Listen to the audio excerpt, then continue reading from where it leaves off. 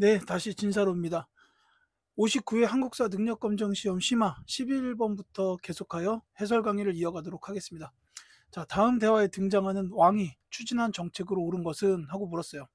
자, 신이 싸움에서 진 이유는 적들은 기병인데 우리는 보병이라 대적할 수 없었기 때문이다 라고 하니까 왕이, 자, 그렇다면 그대의 의견대로 별무반을 창설하여 여진과 맞서도록 하라 라고 나왔습니다.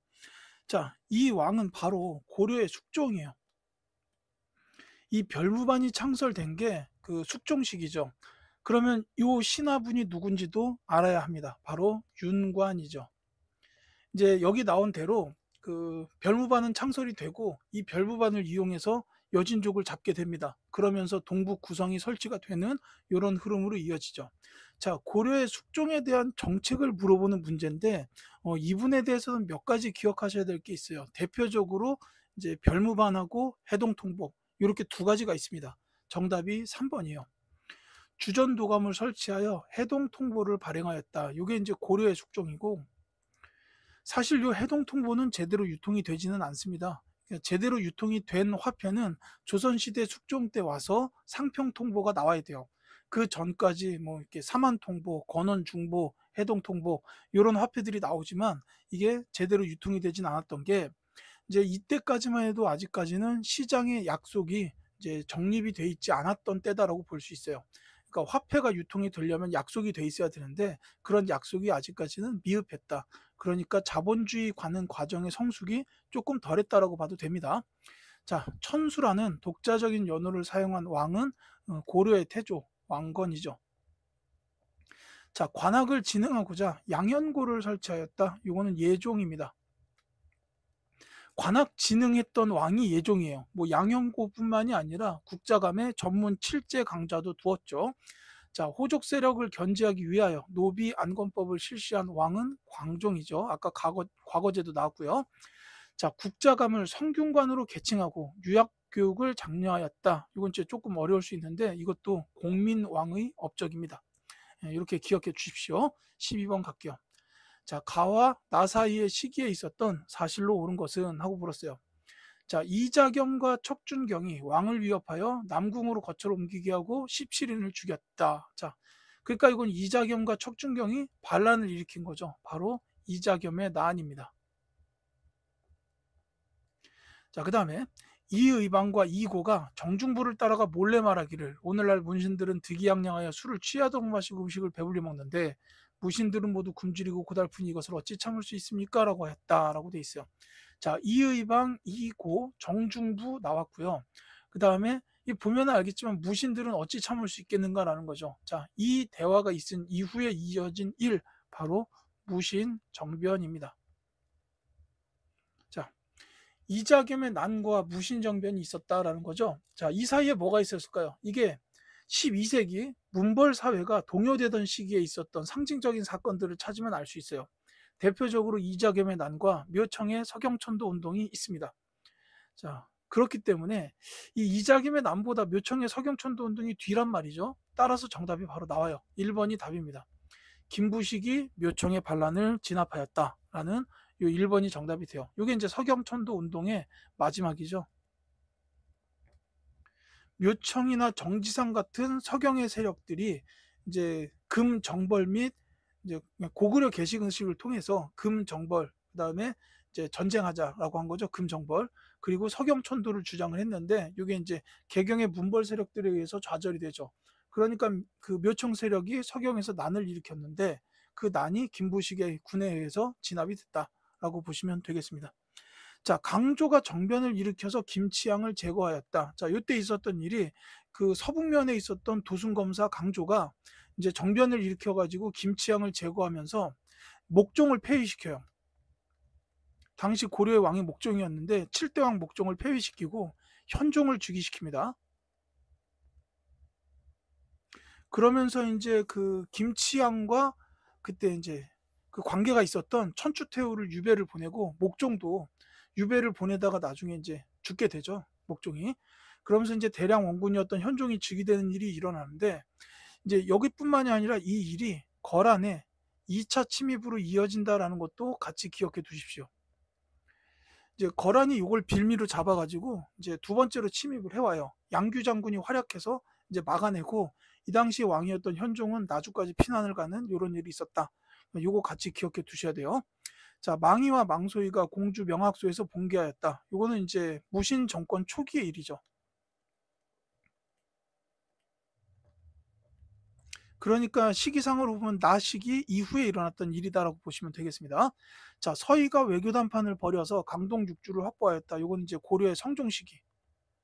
요건 이제 거란의 1차 침입이에요. 자, 그 다음에 최충원이 봉사 10조를 올려서 시정개혁을 건의하였다. 요거는 이제 무신 정권 중에서도 특히 최씨 무신 정권에 대한 얘기죠. 최씨 무신 정권. 최충원이 최씨 무신 정권 처음으로 만든 사람이라고 보면 되겠죠. 자, 그러니까 이제 1번은 정답이고, 그 2번하고 4번은 가시기 이전, 3번하고 5번은 나시기 이후, 이렇게 보시면 되겠어요. 자, 13번 가겠습니다. 자, 밑줄은 왕의 재위 시기에 있었던 사실로 옳은 것은, 자, 얼마 전에 왕께서 기철과 그 일당을 반역죄로 수청하셨다고 하네. 자, 기철 나왔습니다. 이분 누구예요? 기황후의 오빠.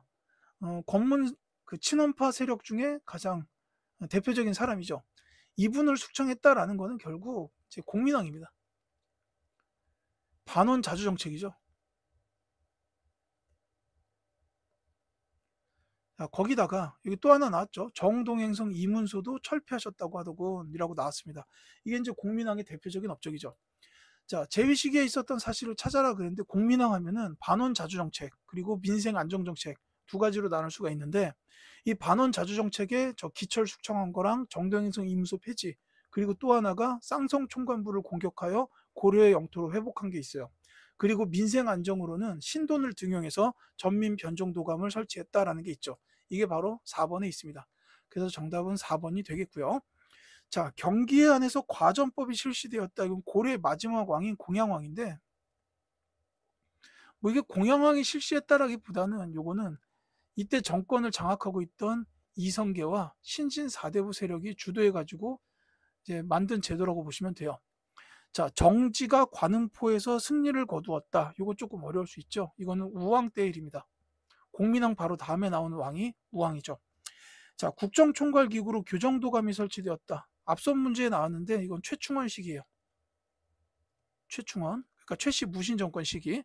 자, 그 다음에 5번에 만권당이 설립되어 원과 고려의 학자가 교유하였다. 자, 이 만권당을 설립하신 분은 그 고려의 충선왕이에요. 이제 여기다 만권당을 세워가지고 원나라랑 고려의 학자가 서로 교유하도록 만들었고, 요 관련된 학자로 대표적인 분이 이재현, 신진사대부 중 한 분이죠. 초기 신진사대부에서 이색, 이재현, 요 두 분은 기억하셔야 되는데, 이 만권당을 설립하신 분은 충선왕, 그리고 여기서 그 원나라 학자들하고 교유하신 분은 이재현이다라고 이렇게 기억해 두시기 바라겠습니다. 자, 14번 갈게요. 가에 대한 고려의 대응으로 옳은 것은 하고 물었습니다. 자, 앞선 문제랑 이어져요. 현종 2년에 가해 군주가 크게 군사를 일으켜 정벌하러 오자 왕이 남쪽으로 피란하였는데, 가군대는 송악성에 주둔하고 물러가지 않았습니다. 이에 현종이 여러 신하와 함께 더할 수 없는 큰 바람을 담아 대장경판을 새겨서 완성할 것을 맹세한 뒤에야 적의 군대가 스스로 물러갔습니다. 라는 거예요. 자, 현종이라는 왕 나왔죠. 제가 아까 말씀드렸던 거에서 이 강조의 정변 얘기하면서 말씀드렸어요. 이 목종을 폐위하고 현종이 즉위를 하게 됐는데, 이 현종이 즉위하니까 이게 거란의 2차 침입의 빌미가 되었다라고 했죠. 야, 요 가에 들어갈 이제 나라는 바로 거란입니다. 이제 거란의 성종 야율융서가 그 쳐들어와 가지고 이제 현종이 남쪽으로 피란했다. 이게 나주예요. 자, 나주로 피란했는데 가군대가 송악성, 그러니까 개성에 주둔하고 물러가질 않는 거예요. 여기서 말하는 대장경판은 초조 대장경입니다. 그래서 이 초조 대장경은 부처님의 힘을 빌어서 거란을 몰아내 보자라고 해서 만든 건데, 이제 실제로 물러갔다는 거죠. 다만 이 초조 대장경은 그 몽골 침입 시기에 불타요. 그래서 그 시기에 다시 한번 만들어진 게 제조 대장경. 이게 지금 해인사에 남아있는 8만 대장경입니다. 자, 어쨌거나 이 거란에 대한 고려의 대응을 찾아라는 문제예요. 자, 정답을 먼저 말씀드릴게요. 3번입니다. 이 개경을 방어하기 위하여 나성을 축조하였다라는 게 거란에 대한 거고, 이때 왕도 현종이에요. 그러니까 이 현종 제위 시기에 거란이 2차 침입, 3차 침입 이렇게 두 번을 들어옵니다. 근데 2차 침입 시기에는 양규 장군이 흥하진 등 그 강동 육지 지역에서 활약을 해가지고 이제 고려의 포로들을 구출하고 거란을 물러가게 했고, 3차 침입 시기에는 강감찬이 대군을 이끌고 나와서 귀주성에서 거란을 완전히 거의 전멸을 시켜버리죠. 이런 일이 있었다라는 거 같이 기억하시고, 그 3차 침입 시기 직후에 나성 축조 이렇게 이어졌다라는 겁니다. 물론 고려의 천리장성도 이거랑 관련이 되겠죠. 자, 처인성에서 살리타를 사살하였다. 요거는 이제 나라로 보자면 몽골이요. 그리고 요 살리타를 사살하신 분, 요때 이제 지휘관이 김윤우 승려죠. 그래서 요 분의 그 전공이 인정이 돼가지고 요 김윤우 승려가 이제 장수가 됩니다. 그래가지고 충주성 전투까지 승리하게 되는 이런 일로 이어지죠. 자, 박위를 파견하여 근거지를 토벌하였다. 일제가 아니고 왜? 뭐 일제나 왜나 크게 그거죠. 어쨌거나 이 왜, 일본, 그건데, 이 박위가 파견된 거는 이제 창왕 시기예요. 그러니까 고려 말 그때고, 그 다음에 이제 요게 또 하나가 근거지를 토벌했던 게 세종대왕 시기에 이종무 장군도 있어요. 이제 이때가 보통 여말 선초 이렇게 부르는 시기인데, 이 시기에 외구의 침략이 극심했어요. 그러니까 이제 고려 창왕 때는 박위가 가서 쓰시마섬 토벌, 그 다음에 세종대왕 때는 이종무 장군을 보내서 쓰시마섬 토벌. 이러니까 이제 대마 도주가 와가지고 세종대왕한테 제발 우리 먹고 살게 해주십시오. 제발 제발 제발 막 이러면서 빌어요. 그러니까 이제 제한적인 무역을 허가하게 된 게 계해 약조라는 것까지는 흐름상 기억해 두시기 바랍니다. 자, 삼수병으로 구성된 훈련도감을 설치하였다. 이것도 일본이에요. 이건 이제 임진왜란 때 있었던 일이죠. 임진왜란이 벌어지고 나서 이제 일본이 이제 조총을 사용하게 되는데, 그러니까는 우리도 조총이 있어야 싸울 수 있겠다라고 이제 의견이 나와서 이제 선조가 훈련도감을 설치한 겁니다. 포수, 사수, 살수 이렇게 이제 삼수병으로 구성된 훈련도감 설치해서 이제 조총 부대를 육성하게 됐다라는 거죠. 자, 강화도로 도읍을 옮겨서 장기항전을 준비하였다라는 것도 몽골에 대한 대응이다라고 보면 돼요. 이제 이때 몽골에 대응하기 위해서 강화도로 장기항전을 했고, 그 다음에 30여 년간의 항전 끝에 패배를 인정하고 개경으로 환도하면서 몽골과 협정을 맺게 되죠.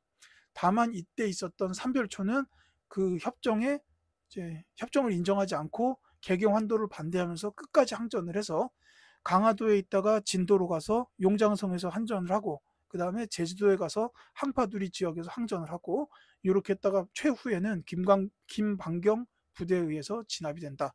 이 흐름까지 기억해 두셔야 돼요. 자, 이 전쟁 관련된 내용들은 굉장히 흐름이 중요하기 때문에 제가 이제 좀 길게 말씀을 드렸습니다. 15번 갈게요. 자, 가에 들어갈 사진 자료로 적절한 것은 하고 물었습니다.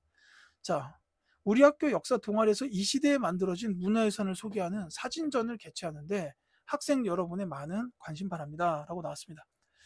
자, 청자, 상감, 운항문, 매병. 자, 상감청자죠. 근데 이 운항문 매병 직접 보면 정말 말도 안 나게 멋있습니다. 제가 이렇게 혹하고 반한 게 이제 그 금동 대학로랑 그 다음에 이 운항문 매병 이렇게 두 개. 정말 대단해요. 그 다음에 이제 경주 갔을 때 신라 금관 그것도 정말 멋있고, 자, 그 다음에 수월 관음도도 나왔죠. 자, 이 시대는 바로 고려 시대입니다. 상감청자는 고려 후기에 있었던 청자죠. 그 전까지는 순청자였고요. 그 다음에 이제 고려 시대에는 특히 불교가 융성했던 시기라 그 불화가 굉장히 많은데, 저 수월 관음도는 고려 시대의 대표적인 불화로 이제 손꼽히는 그림입니다. 자, 그래서 고려 시대에 대한 사진 자료를 찾아주면 됩니다. 자, 정답을 먼저 말씀을 드릴게요. 영주에 있는 부석사 무량수전, 이게 고려 시대의 대표적인 건축물 중 하나입니다. 이게 고려예요. 물론 이 부석사는 통일 신라로 넘어가던 시기에 승려였던 의상께서 창건하신 절이지만, 여기에 있는 무량수전은 이제 고려 시대의 건축물이에요. 그리고 이제 여기 보면은 여기 이제 주심포 양식이죠. 왜냐하면 기둥하고 이 포가 이렇게 다 1대1로 연결이 돼 있습니다. 다만 이제 그거 말고 다포 양식도 있죠. 포가 기둥보다 더 많이 있는 경우는 다포 양식이다, 이렇게 부르는데, 여기 있는 이거는 지금 주심포 양식이다라고 이렇게 이제 사진에서 잘 보입니다. 죄송해요, 목소리 안 나와서. 자, 다른 것들도 말씀을 드릴게요. 자, 금동 연가 7년명 열애 입상, 요거는 이제 고구려의 대표적인 불상입니다. 자, 요 연가는 이제 고구려의 연호로 추정이 되는 그건데, 다만 이때가 언젠지는 아직 정확하게 알려지진 않았어요. 아직까지 연구가 좀 더 필요할 거고, 이제 다만 요거는 고구려의 작품은 분명합니다. 자, 그 다음에 서산 용현리에 있는 마의 열애 삼존상. 자, 요거는 백제 미소라고 불리는 불상이에요. 백제 시대입니다. 자, 그 다음에 경주의 분황사 모전석탑, 신라죠. 바로 알 수 있죠. 경주니까. 자, 다만 요 분황사 모전석탑은 경주 가시면 꼭 가보세요. 이게 제가 벽돌이에요. 이게 벽돌. 근데 이 벽돌이 흙을 구워서 만든 벽돌이 아니라 바위를 깎아서 만든 벽돌이에요. 그러니까 당시에 이 정성이 어마어마하게 들어간 건축물이다, 석탑이다라고 보실 수 있습니다. 그 정성을 한번 직접 경험해 보시면 좋겠어요. 자, 보은에 있는 법주사 팔상전, 요거는 조선의 대표적인 목조 건축물이에요. 자, 그래서 시대상으로 보면 영주의 부석사 무량수전 4번이 정답이 되겠습니다. 자, 그 다음에 16번 갈게요. 가 기국에 대한 설명으로 옳은 것은 하고 물었습니다. 자, 고려의 독자적 정치기구인 가에 대해서 말해보자 라고 했어요. 중서문화성의 재신과 중추원의 추밀이 참여했다. 고려 후기의 도평의사사로 개편됐다라는 거죠. 자, 재신과 추밀이 참여했다는 데서 저거는 제추회인데 이게 같은 말로 도병마사. 이게 이제 최고 의사결정 기구예요. 가장 높은 사람들이 이제 모여서 하는 회의기구, 제추회의 혹은 도병마사에 대한 설명인데, 자, 요거를 찾아주라는 겁니다. 여기서 이제 다뤄진 게 뭐냐면은 이제 최고 권력기구잖아요. 그러니까 주로 이제 국방 군사 문제를 메인으로 다뤘어요. 이 도병마사라는 이름에서의 병마사가 양계에 주둔하는 지방관이잖아요. 이 양계가 군사적인 지역이죠. 그러니까는 그들을 지도하기 위한 기구다라는 뜻도 담고 있습니다. 그래서 정답은 2번이에요. 자, 역사서 편찬과 보관을 주관하였다. 이거는 춘추관에 대한 설명이에요. 춘추관입니다. 화폐 곡식의 출납과 회계를 담당하였다. 이건 이제 고려로 따지자면 3사고 조선으로 보자면 호조예요. 자, 그 다음에 좌사정, 우사정의 이원적인 체제로 운영되었다라는 거. 이거는 조금 어려운데 발해에 있었던 중정대의 사정제도입니다. 최후에 의하여 설치되어 인사행정을 처리하였다. 이거는 이제 정방이죠. 최후가 자신의 집에다가 정방을 설치해 놓고 인사권을 휘둘렀다라는 그런 얘기입니다. 자, 17번 가겠습니다. 다음 자료에 나타난 시기의 사회 모습으로 옳은 것은 하고 물었어요. 자, 인우는 처음 이름은 홀랄드였는데 제국 공주의 검령구였다라고 돼 있죠. 자, 검령구는 중국말로 사적으로 소속된 사람이라는 뜻이래요. 제국 공주를 따라와서 중랑장에 임명됐다. 오휴. 자, 왕이 그를 장군으로 임명하고 싶어 이름을 바꾸라고 명령하자 내가 당신과 친한 사이니 그대의 성을 빌리면 어떻겠소라고 하고 성명을 바꾸어 인우라고 했다 이거죠. 자, 이 시기입니다. 시기 문제인데, 자, 홀랄대 뭐 이제 완전 다른 나라 사람 이름이죠. 거기다가 이제 중요한 키워드가 제국 공주라는 거예요. 자, 여기서 말하는 제국이 바로 원나라죠. 원나라의 공주가 고려에 왔어요. 왜 왔냐? 그 고려 왕과 결혼을 해서 이제 왕후가 되기 위해서였다 이거죠. 그러니까 이 시기에 고려의 왕은 원나라 공주하고 결혼을 해야만 했던 그 시기입니다. 왜냐? 고려가 원나라의 부마국이었기 때문이죠. 그래서 이 시기는 원간섭기입니다. 이제 왕실의 관제가 격화되고 그 다음에 왕의 묘호도 이제 뭐 무슨 종이 아니라 뭐 충렬왕, 충수광 이런 식으로 충자가 들어가는 왕이 나오는, 요게 이제 원간섭기인데, 이제 요거의 시기에 사회 모습을 찾아라라는 문제예요. 지배층에서는 변발과 호복이 유행을 했고 백성들은 살기가 굉장히 힘들었던 시기입니다. 자, 5번이 정답이 되겠죠. 이제 요 외에도 뭐 백성들이 힘들어졌던 거에 대표적인 이유가 뭐 공려, 그러니까 여인들을 원나라에 이제 데려가는 이런 것들도 있었다라는 거죠. 뭐 쌍성 총관부 설치돼서 내정 간섭이 이루어지고 정동행성을 통해서 일본 정벌 시도하다가 실패하고 대신에 그 정동행성도 내정 간섭하고 이렇게 했던 시기이기도 합니다. 자, 최충이 구제학당을 설립하였다. 자, 이거는 이제 고려 중기 때 있었던 일이니까 원 간섭기보다 한참 전입니다. 빈민 구제를 위하여 흑창이 설치되었다. 이거는 태조 왕건 시대죠.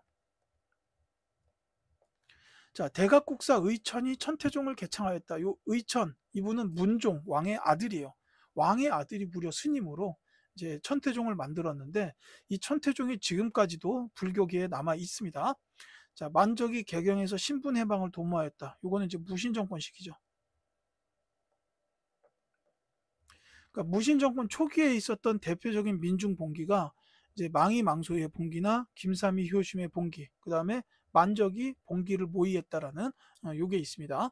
그래서 정답은 5번이지만 다른 부분들도 중요하니 기억해 주시기 바라겠습니다. 자, 18번. 밑줄근 역사서에 대한 설명으로 옳은 것은 자, 경북 군위군에 위치한 인각사로 승려 일현이 마지막 여생을 보낸 곳인데 불교사를 중심으로 해서 민관설화 등을 수록한 역사서를 저술하였습니다. 라고 나왔습니다. 자, 일현 스님께서 쓰신 역사서 바로 삼국유사. 이제 이 삼국유사는 삼국사기랑 많이 비교가 되죠. 왜냐하면 이 삼국사기는 김부식이 썼는데 김부식은 유학자예요. 이 유학에서는 실제로 일어나지 않은 일은 이제 다루질 않습니다. 그러니까 이제 설화 관련된 얘기는 다 빠졌어요. 그러니까 뭐 고조선의 건국 신화라든지 그 요런 것도 없고, 그 다음에 뭐 예를 들어서 그 뭐 박혁거세, 뭐 주몽 이런 분들이 아래서 태어났다라고 알려져 있잖아요. 이런 얘기 안 들어갑니다. 그래서 이제 뒤에 나온 삼국유사에는 그런 내용들이 실려 있어요. 예, 그래서 정답은 2번이고 다른 것도 다 말씀을 드릴게요. 편년체 형식으로 기술되었다라는 거는 이제 왕조실록. 특히 조선왕조실록은 보면 편년체, 그러니까 시간 순서로 기록해 놔 있다. 이렇게 보시면 되겠죠. 자, 그 다음에 남북국이라는 용어가 처음 사용되었다. 이거는 이제 발해고. 이 지으신 분도 알아야 됩니다. 유득공이라는 실학자예요. 자, 그 다음에 왕명에 의하여 고승들의 전기가 기록되었다는데 이거는 제가 정답 선지로는 본 적이 없는 것 같은데 오답 선지에서는 자주 출제되는 선지입니다. 해동 고승전. 이제 각훈이라는 승려께서 지으신 해동 고승전이라는 책을 말하는 거죠. 자, 고구려 시조의 일대기가 서사시로 표현되었다. 이거는 이제 동명왕편. 자, 이건 이제 이규보라는 분이 지었어요. 이제 무신정권 시기, 특히 이제 강화도에 수도가 있었던 시기에 대표적인 문인 학자입니다. 이규보의 동명왕편. 그래서 이규보 선생의 무덤은 지금 강화도에 있어요. 나중에 뭐 시간 되시면 가보시면 되겠습니다. 19번 갈게요. 자, 밑줄근 임금의 제위식에 있었던 사실로 옳은 것은 자, 얼마 전에 임금께서 원통하고 억울한 일을 당한 백성을 위해서 신문고를 설치하라고 명령하셨다. 자, 그 다음에 문화부를 없애고 의정부를 설치하면서 문화부 낭사를 사관원으로 독립시키셨다네 라고 나왔죠. 자, 신문고 설치 및 사관원 독립 하면은 이제 바로 한 왕이 생각이 나야 됩니다. 바로 조선의 태종 이방원이요. 자, 사관원을 이제 사관원 독립을 한 분이 바로 태종 이방원인데 이분의 이제 뭐 대표적인 것들이 있다면은 왕권 강화를 위해서 어마어마하게 노력한 이제 권력의 화신이라고 불릴 만한 분이죠. 6조 직계제를 시행을 했습니다. 그러니까 정답은 일단 3번인데 이 사관원은 사실 왕한테 간쟁을 하는 기구잖아요. 그러니까 이방원이 사관원을 독립시켰다라는 게 이해가 안 갈 수도 있습니다만 이렇게 한 이유가 뭐냐면 이 사관원을 이방원이 본인의 입맛대로 신하를 견제하기 위한 기구로 활용하기 위해서였어요. 이것까지는 같이 기억을 해두셨으면 좋겠습니다. 이제 뭐 사원부, 홍문관까지 합쳐서 이제 3사로 불리는데 특히나 이제 사관원과 사원부는 그 언론 역할을 담당했죠. 사관원은 간쟁기구였기 때문에 이제 왜 이방원이 독립을 시켰을까라고 생각할 수 있겠지만 신하들을 견제하기 위해서였다. 왕권 견제를 위한 게 아니라 신하 견제를 위해서 사관원을 독립시켰던 겁니다. 여기까지는 기억하시고요. 자, 명예신종을 제사하는 대보단이 설치되었다. 자, 이건 저는 뭐 알고는 있지만 조금 어이없지 않나라고 생각은 드는데 숙종 때예요. 사실 이 숙종 때는 그 명나라가 이미 멸망하고 없어요. 근데 신종을 제사하기 위해서 대보단을 설치했다라는 겁니다. 그래서 뭐 이렇게까지 할 필요가 있을까라고 생각이 드는데 그게 성리학입니다. 자, 그다음에 백과사전유의 의서인 의방유치가 편찬되었다. 예, 이것도 좀 어렵죠. 세종입니다. 자, 그다음에 조선의 기본법전인 경국대전, 예, 이건 성종이죠. 반드시 기억하셔야 되고 동국문헌 비고하면 영조, 역시 기억해 두시기 바랍니다. 이제 이 태종 이방원도 업적이 굉장히 많아요. 뭐 이렇게 경성이나 경원에 무역소 설치해가지고 이제 여진과의 그 관계를 만들기도 했고, 그 다음에 이제 뭐 신문고 설치, 사관원 독립도 있지만 육조 직계제도 있고 하지만 제가 생각하기에 가장 큰 업적은 뭐냐면 맏아들이었던 양녕대군을 끝내 왕위에 올리지 않고 셋째 아들이었던 충녕대군을 세종대왕으로 만들었다. 이게 저는 이방원의 가장 큰 업적이라고 생각합니다. 자, 그 다음 갈게요. 20번. 밑줄근 이 사건 이후에 사실로 옳은 것은 하고 물었습니다. 자, 이 작품은 두만강 유역의 여진을 정벌하고 육진을 개척한 김종서가 지은 시조로 장수로서 호방한 기계를 보여주고 있습니다. 그는 수양대군 한명회 등이 주도한 이 사건으로 죽임을 당하였습니다. 자, 수양대군이 지휘를 하고 한명회가 머리를 제공했던 이 사건, 바로 계유정난입니다. 자, 영화 관상의 메인 스토리가 계유정난이죠. 이제 한명회가 배후에서 진두지휘하면서 살생부에다 쫙쫙 그어가면서 이제 사람들을 죽였고, 이제 이 계유정난을 통해서 수양대군이 이제 권력을 장악해가지고 나중에 단종한테 왕권을 넘겨받게 되는 이 일로 이어지게 되죠. 자, 계유정난에 대한 이후의 사실을 찾아라라는 문제입니다.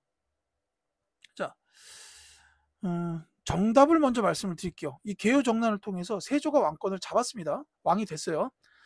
그 이후에 있었던 일인데 그 성산문 등이 상황에 보기를 꾀하다가 처형되었다. 4번이 정답이에요. 왜냐하면 이 상황이 바로 단종입니다. 이 성산문, 박팽년, 이계 같은 이런 학자들, 특히 집현전 출신 학자들이 이제 성리학을 깊이 있게 공부한 사람들이고, 이 성리학이라는 거는 정통과 명분을 따지는 학문이란 말이죠. 근데 성리학적인 정통이나 명분을 아무리 따져봐도 세조는 왕이 될 이유가 없어요. 세종대왕의 맏아들이 문종, 문종의 맏아들이 단종입니다. 그러니까 이 단종은 정통성이 완벽한 왕인데 그 왕을 몰아내고 왕위에 올랐다? 이제 그거는 성리학에서 말하는 정통성이 전혀 없는 행위예요. 그렇기 때문에 이 단종 보기를 꾀했다라는 거죠. 그랬다가 처형됐다라는 겁니다. 그래서 이제 성삼문, 박백년, 이게 이제 뭐 유흥부 이런 분들이 이제 사육신이 됩니다. 그러니까 요거는 그 사육신들께서 처형되신 사건이라고 보시면 되겠는데, 뭐 이거는 여담일 수는 있지만 기억해 두시면 좋겠어요. 이 사육신들이 이제 정말로 그 처참하게 처형이 되십니다. 그리고서 이제 이 시신이 그냥 길바닥에 막 버려져요. 그러니까 이분들의 시신을 갖다가 이렇게 수습을 해가지고 현재 노량진에 묘소가 있죠. 이쪽에다가 안장을 시키신 분이 그 상육신 중 한 분인 매월당 김시습 선생이라고 이제 알려져 있어요. 요거는 그냥 상식으로 기억해 두시죠. 시험에 나올 가능성은 없고. 그러니까 이제 김시습의 경우에도 이제 세조가 왕권을 잡으니까 자기는 더 이상 벼슬에 나갈 이유가 없다 이렇게 생각을 하셨어요. 왜냐하면은 세종대왕이 아꼈던, 어렸을 때부터 아꼈던 사람이잖아요, 김시습이. 근데 세종의 손자였던 단종이 폐위가 되니까 나는 더 이상 이제 벼슬을 할 수가 없겠구나, 벼슬을 하고 싶지 않다 이렇게 이제 생각을 하고 평생을 이제 전국을 유랑하면서 사셨던 분이다라는 겁니다. 어쩌다 보니까 사육신 얘기하면서 생육신까지 나왔는데 요거는 뭐 그냥 상식으로 알아두시면 되겠어요. 시험에 나올 건 아닙니다. 자, 최영에 의하여 2인임 일파가 축출되었다 하고 최무선의 권위로 화통도감이 설치되었다. 요거는 그 고려 말인데 우왕 때라고 보시면 되겠어요. 자, 그다음에 정도전 등이 요동정벌 계획을 추진하였다. 요거는 조금 헷갈릴 수 있는데 정도전이 추진한 거는 그 태조 이성계 때예요. 그러니까 얘 요동정벌을 하려고 왜 했다가 위화도 회군 있잖아요. 저것도 우왕 때죠. 근데 요 위화도 회군이 있었던 그때 요동정벌은 우왕과 최영이 주도했던 거고, 정도전 등이 요동정벌 계획을 추진하였던 거는 이제 태조 이성계 때입니다. 자, 그 다음에 이종무가 스시마 섬을 정벌했다. 이거 제가 아까 그 박위 나왔을 때 말씀드렸죠. 세종대왕 때예요. 자, 이렇게 해가지고 20번까지의 사실을 이제 문제를 말씀을 드렸고요. 다음 영상에서 21번부터 또 설명을 드리도록 하겠습니다.